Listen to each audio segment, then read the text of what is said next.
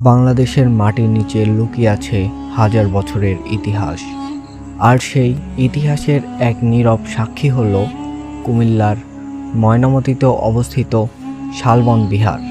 কিন্তু প্রশ্ন হলো, এই প্রাচীন বৌদ্ধবিহারের দেয়ালগুলো কি শুধু ইতিহাস বলেছে, নাকি লুকিয়ে আছে কোনো এক? শালবন বিহার নির্মাণ হয় ৭ম শতাব্দীতে।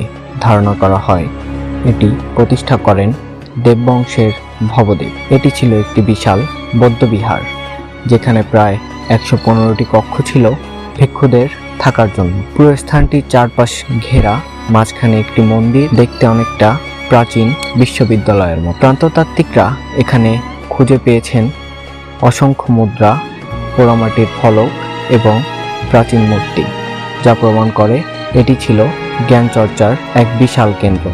কিন্তু এখানেই রহস্যের শুরু। স্থানীয়দের মতে রাতে এই বিহারের আশেপাশে অদ্ভুত শব্দ শোনা যায়। আবার কেউ বলেন গভীর রাতে ধ্যানমগ্ন ভিক্ষুদের ছায়া নাকি দেখা যায়। এখানে সময় এমন কিছু স্থাপনার চিহ্ন পাওয়া গেছে যার সম্পূর্ণ ব্যাখ্যা আজও দিতে পারেনি গবেষকরা। কিছু লোকের বিশ্বাস এই বিহারের নিচে আজও লুকিয়ে আছে কোনো এক অজানা গুপ্তধন। যদিও এর বৈজ্ঞানিক প্রমাণ নেই, তবুও রহস্যের অজানা গল্প থেকেই যায়। কেন হঠাৎ করেই এই বিশাল বিহার পরিত্যক্ত হয়ে গেল? কেন আক্রমণাত্মক? নাকি প্রাকৃতিক দুর্যোগ?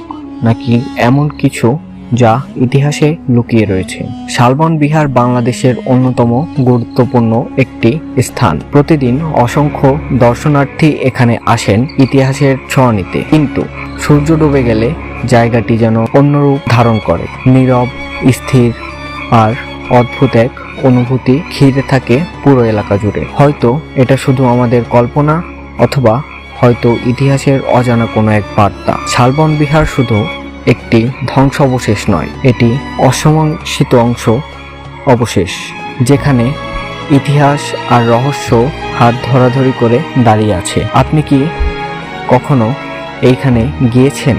আপনার অভিজ্ঞতা কেমন ছিল কমেন্টে জানাতে ভুলবেন না। আর এমন সব রহস্য জানতে আমাদের চ্যানেলটি সাবস্ক্রাইব করে পাশে থাকবেন। ধন্যবাদ সবাইকে।